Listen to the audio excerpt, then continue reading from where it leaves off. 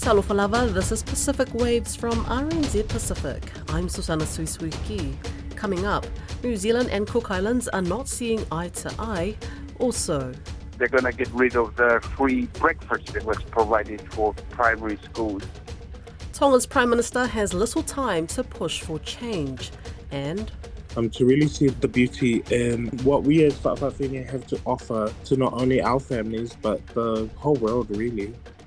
a new theatre project pays tribute to motherhood. The Office of New Zealand's Minister of Foreign Affairs says New Zealand and the Cook Islands are not seeing eye to eye on a number of issues. It comes as the Cook Islands are set to agree on a major partnership with China this week. A spokesperson for Winston Peters says the lack of transparency by the realm nation in respect of partnerships with other countries could have significant security implications for the Cook Islands, New Zealand and the wider region. Our reporter Caleb Fotheringham joins me to talk about what's going on. Kia ora, Caleb. Is this statement unusual? Kia ora, Sana. I think it is. It's rare to hear New Zealand's foreign minister be so direct and honest about issues it is having with a Pacific neighbour to media, especially the Cook Islands, one of New Zealand's closest friends in the Pacific. Now, I say this and I'm aware that New Zealand has actually been quite vocal about Kiribati after they couldn't secure a high-level meeting between New Zealand's Foreign Minister Winston Peters and Kiribati's president, who's also the foreign minister. So that was another example of Winston Peters being very vocal about displeasure in the Pacific. But overall, I imagine most of these conversations about disagreement happen behind closed doors. Why are New Zealand and the Cook Islands not seeing eye to eye? There's been a string of moves that the Cook Islands have done that has really frustrated New Zealand. The Cook Islands operates in free association with New Zealand. It means the island nation conducts its own affairs, but Aotearoa needs to assist when it comes to foreign affairs, disasters, and defence. The latest issue is because Prime Minister Mark Brown is going to China, and it seems like he will discuss some major partnership agreement, as reported by One News. We don't know what that is yet, but New Zealand thinks whatever it is, they should be consulted on it because of the free association agreement. Now, you said it was the latest issue, but what are the other ones? So, as part of the free association agreement, Cook Islanders have New Zealand passports, which entitle them obviously to live and work in New Zealand and anything else that a New Zealand passport gets you, like working in Australia is an example of that. The first thing Cook Islands did and continues to actually do that frustrates New Zealand is Prime Minister Mark Brown has been floating the idea of a Cook Islands passport, and this is part of the Cook Islands 60th anniversary celebrations that it's having this year for it's marking its free association with New Zealand. Now, Mark Brown previously said this is an internal matter, but New Zealand does not agree with this in the slightest. They said that if the Cook Islands wants their own passports, they have to have a referendum and they'll have to become independent. So effectively, Cook Islanders will have to give up their New Zealand passport and they will get a Cook Islands passport instead, and all those rights of a New Zealand passport will go. Now, this was bubbling away for a little while through 2024, but New Zealand's position was revealed at the end of last year thanks to One News again, who got sent correspondence on the issue by making an official information request. So that correspondence showed New Zealand's Prime Minister and Cook Islands Prime Minister discussing the issue of a Cook Islands passport. Now, the second issue is the Cook Islands ship registry. The Cook Islands, as a business operation, flags ships, and one of the ships they flagged is a Russian tanker called Eagle S. Now, this tanker is suspected to be part of Russia's shadow fleet, which is used to elude a price cap on Russian oil, which has been imposed by Ukraine's allies. Eagle S was seized by Finnish authorities on Christmas Day in 2024, so last year, after it allegedly cut underwater power cables in the Baltic Sea near Finland. Now, this is a really big deal. You have a nation that is in free association with New Zealand, the Cook Islands, that seemingly is undermining New Zealand's position when it comes to Ukraine support. New Zealand is not neutral on the Ukraine-Russia war issue. New Zealand supports Ukraine, and you have Cook Islands doing this, which seemingly goes against New Zealand's support. This is an issue that all three of these issues have happened in relatively quick sequence. We had the passport issue, which was bubbling away for some time in 2024, like I said, but really the main displeasure of New Zealand was shown in December. And now, and the tanker issue that happened on Christmas Day, and now we've got this, which is the start of February, the China visit. So it's really all happened incredibly quickly. The new Tonga government of Aisake Eke has just 8 months to make their mark ahead of national elections in November. The government has announced some plans, such as audits of a number of activities by the previous administration, as well as lower electricity charges and the dropping of free education for some. Our Tonga correspondent Galafi Moala spoke with Don Wiseman about what the new government might achieve. Finally, after weeks of what appear to have been haggling over the cabinet, there's finally a government in place in Tonga. What does it actually mean? What is it that this government is endeavouring to do, will endeavour to do? Of course, the rhetoric that has been coming through is that they're going to bring some major changes in every realm, infrastructure, auditing of finances and all of that. But they've only got 8 months to do that. They can't do much. But I think the real issue has been the fact that they have gotten rid of the old government, the former government. These guys don't have any united plan yet. They're still working on it. And some of the events that have taken place in the last few days reveals that they haven't really met together and planned it together strategically, because each one of the members of the cabinet speaking a kind of a different language, basically without the prime minister necessarily knowing about it. So then an interesting development. But the big thing is that the former prime minister and his government are no longer in power. There is a new group that's in power. Definitely it's a group that the king is quite pleased with. And so we'll have to, I guess, wait and see what they're going to produce. Their big thing so far seems to have been opening government offices through the lunch hour. Well, the way the public, of course, takes it is the fact that it's good that the offices remain open in the time, because when you go to a government office, you cannot go during the lunchtime to do your things. And so this will provide a much better service for the public,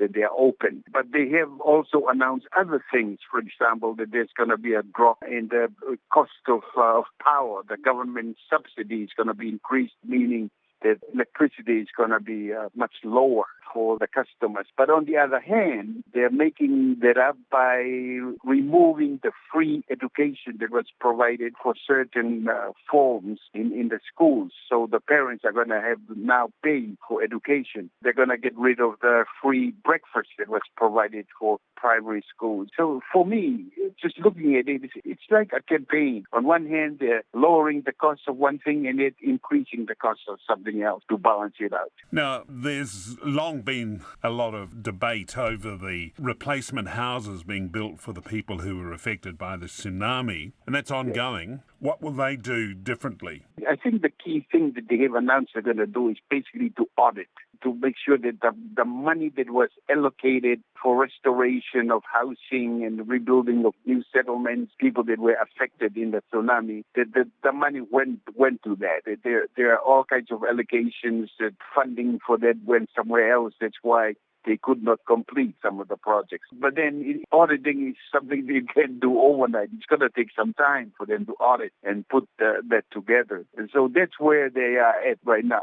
I don't think they're going to finish auditing it by the time that the election comes around. But that's a good thing that they're going to do. It's about time they do that, because people that were affected by the tsunami and were promised housing and were promised help, some of them are still living in tents. Going into this vote of no confidence there before Christmas, Aisake Eke was speaking darkly without elaborating about all the grievous wrongs by the previous government and the reason why, in his view, they needed to be removed. But he hasn't expanded on that in any way, has he? He hasn't explained his actions yet. No, he hasn't. And the more you probe into it and ask questions within the quarters of government, the more you come to the conclusion it was basically a long shot. It was an allegation that was just thrown out there. They've got to come up with clear evidence of money that's been misspent. They've got to come up with clear evidence of rules that have been violated. They haven't. So right now they're just busy trying to be united as a cabinet and coming up with some kind of clear plans of what to do in the next few months. Now, the previous Prime Minister, he continues to sit in Parliament with at least some of his cabinet, doesn't he? Will he be eyeing a return to power in the next election, do you think? Oh, definitely. He's one of the representatives in Tonga that is very strong in his constituency with very little or no challenge at all from anyone. So definitely the expectation is going to be re-elected. And in the meantime, they are going to regroup as a government, with his friends and former colleagues to really go again for a prime minister vote. So it depends how this government within the next few months is going to operate, whether they're going to last beyond November or not. A new theatre and performance poetry is set to make its debut at the Auckland Pride Festival taking place later this month. Directed and produced by Samoan creative John Tolovai, Ma explores the intersectionality of queer identity and motherhood. The project is both a tribute to Tolovai's mother and the queer community. I caught up with John Tolovai to talk more about Ma. Talofa lava, John, tell me a bit about your theatre work, Ma. I understand this is your first work that's being launched at Auckland's Pride Festival. Yes, talofa Susana. Thank you for having me. Yeah, Ma. So Ma is basically a love letter to my mother. It's a show about. It's basically a navigation and a dalanoa about what it means to be a mother in the lens of being a queer pasifika, afa'afa'afine, and I guess the lens of motherhood through being a fa'afafine and having chosen children within the context of our ainga filifilia. And it really is about how the relationship between me and my mother has informed the way that I get to be a mother to these chosen children. And yeah, basically, in essence, it's just all about motherhood, really. To ask more about your relationship with your mother and as well as your traditional family, but I Yeah. just want to know, when did you start working on this theatre work? So Ma as a concept has existed in my creative brain for, I guess, trying to count back the months, maybe like half a year, maybe. But we really didn't start getting to work on, I guess, the actual bits and bobs of the show until about like November of last year. I had seen the call out by the Auckland Pride Festival for this new program that they were doing called Pride Elevates. And that sort of sparked the inspiration or the drive to really put this work out there. Being part of the Pride Festival, you're being celebrated for owning your identity and experiences. Has that been translated into your traditional family? Have they been able to accept your journey, or is that an ongoing thing, especially with your mom that you had mentioned before?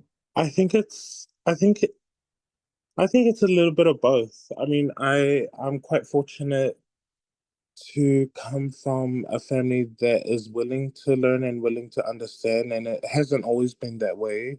But we're at a point now where they get to see me do this work, and I get to see them sort of get excited and I just know something like this show for because I come from a family of only brothers. So I feel like for my brothers and my mother, for them to see me doing this body of work, it's kind of another stepping stone in in the transition that we're making as a ainga. So I'm excited to hear what they think about it post show, and they've seen all the excitement around it, and I think they're kind of a little bit like, oh, she really is that girl, and I'm like, yeah, I've been telling you guys.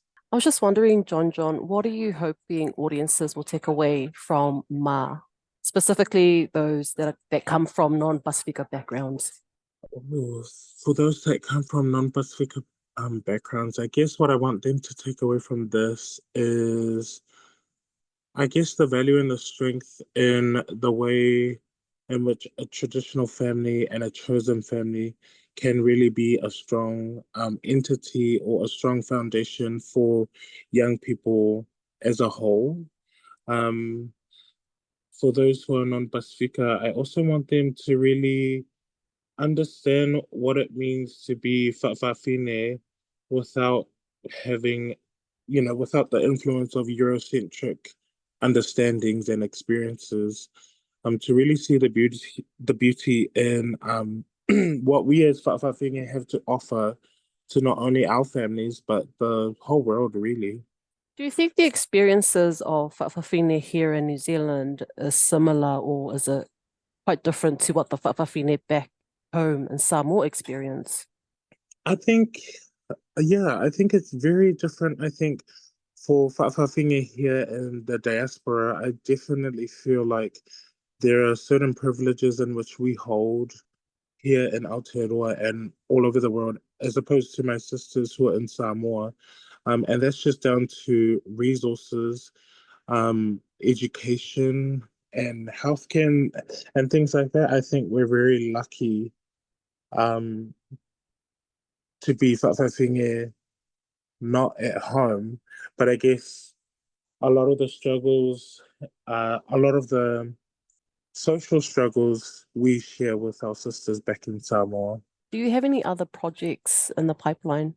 Not anything as sort of big as this at the moment. There's definitely other projects that I'll be working on, which is just me supporting other things.